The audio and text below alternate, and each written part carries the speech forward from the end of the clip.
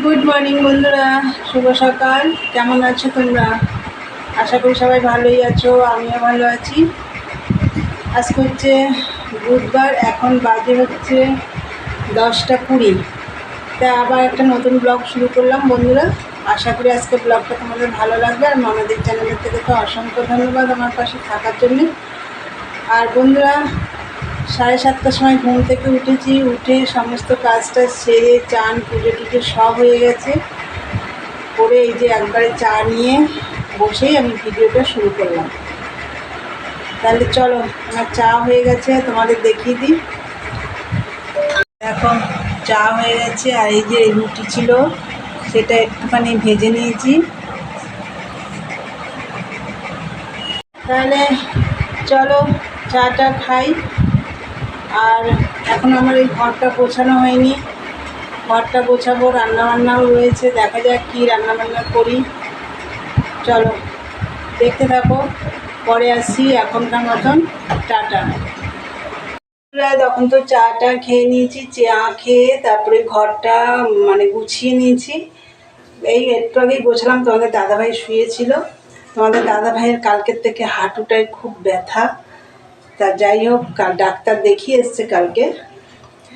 আর আমি এদিকে রান্নাও বসিয়ে দিয়েছি, ভাত হয়ে গেছে। চলো তোমাদের দেখিয়ে দিই। এই দেখো বন্ধুরা, ভাত এই মাত্রই নামালাম। দেখো একদম ধোয়া উঠছে। আর এর মধ্যে দেখো পেঁপে সেদ্ধ। গাছে আমাদের এত পেঁপে, আমরাই খাই না। তা যাই হোক, পেঁপে সেদ্ধ, উচ্ছে সেদ্ধ, একটুখানি কুমড়ো ছিল দিয়ে দিলাম, আর 3টে ডিম সেদ্ধ, আর একটা আলু সেদ্ধ দিয়েছি। এগুলো সব একসাথে পেঁয়াজ দিয়ে লঙ্কা টঙ্কা দিয়ে মাখা হবে। আর হবে হচ্ছে চাল কুমড়োর ঘন্ট। এই যে চাল কুমড়োটা এখন কাটবো। ইলিশ মাছ রান্না করলাম 2 দিন ধরে, তাই সেই ইলিশ মাছের মাথাটা রয়েছে। আর কালকে যে মাছ রান্না করলাম তার 1 পিস মাছের ঝোল দিয়ে, মাছ দিয়ে রয়েছে। তা যাই হোক, সেই মাথাটা, ইলিশ মাছের যে মাথাটা দিয়ে আমি চাল কুমড়োর ঘন্টটা করবো। আর কিছু রান্না করব না আজকে। তাহলে চলো চাল কুমড়োটা কেটে নিই। বন্ধুরা দেখো, রান্না কমপ্লিট। এই যে চাল কুমড়োর ঘন্ট মাছের মাথা দিয়ে, এটা তোমাদের আমি আর দেখাতে পারিনি। এই যে মাছের মাথা, এই যে এখানে আছে। এই যে মাছের মাথা দিয়ে চাল কুমড়োর ঘন্ট করলাম। আর এই যে সব সেদ্ধ দিয়েছিলাম, পেঁয়াজ কেটে একটু লঙ্কা ভেজে দিয়েছি এর মধ্যে। এটা মাখতে হবে। আর এই যে ডিম সেদ্ধ, ডিমটা ছাড়িয়ে নিয়েছি। আর এই দেখো, বললাম না কালকের মাছ রয়েছে 1 পিস। এই যে এটা গরম করা হয়ে গেছে। আমি এইটা মেখে রেখে বাসন কটা আগে মেজে নিয়ে আসবো। চলো এটা মেখে নিই, তারপর দেখাচ্ছি তোমাদের। এই দেখো বন্ধুরা, মাখা হয়ে গেছে।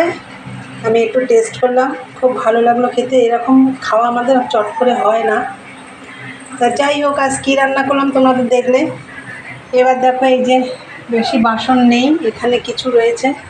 এই যে কড়াইটা রয়েছে, এগুলো এখন মাজা ঘষা করতে হবে। তাহলে চলো বন্ধুরা, তাড়াতাড়ি করে বাসন টাসনগুলো মেজে নিই, তারপরে এসে খেতে দেবো। চলো পরে আসছি, দেখতে থাকো। গুড ইভিনিং বন্ধুরা, চলে এলাম আবার। দুপুরে তো তোমাদেরকে দেখালাম যে এইবার আমি বাসন টাসনগুলো সব মাজবো। তা মাকে আগে খেতে দিয়ে গেছিলাম, মার খাওয়া হয়েছে, তারপর আমি বাসন মাজতে গেছি। বাসন মেজে এসে তারপর তোমাদের দাদাভাইয়ের আমি খেয়েছি। খেয়ে দিয়ে আবার বাসন মাজবো, সেই সময় নেমে গেল বৃষ্টি, আর মাজা হয়নি। 4টের সময় আবার দেখলাম বৃষ্টিটা নেই, জলও এসে গেছে, তখন মেজে নিয়েছি। তারপরে রান্নাঘরটা পরিষ্কার করে নিজে একটু ফ্রেশ হলাম, ও ঘরটারগুলো আবার ঝাড় দিলাম, দিয়ে এই যে সন্ধে দিয়ে একবারে ঠাকুর বাসন টাসন মেজে এই যে নিচে নেমে এসেছি। তাই আর কি দেখাবো বন্ধুরা তোমাদের। চলো তাহলে আজকের ভিডিওটা আমি এখানেই শেষ করব। আমার ভিডিওটা যদি ভালো লাগে বন্ধুরা, অবশ্যই লাইক কমেন্ট শেয়ার করো, চ্যানেলটি সাবস্ক্রাইব করে দিও, বেল আইকনটি অন করে দিও। তাই কী হবে, নতুন নতুন ভিডিওগুলো তোমাদের কাছে পৌঁছে যাবে। চলো দেখা হবে নেক্সট ব্লগে। আজকের মতন টাটা, গুড নাইট।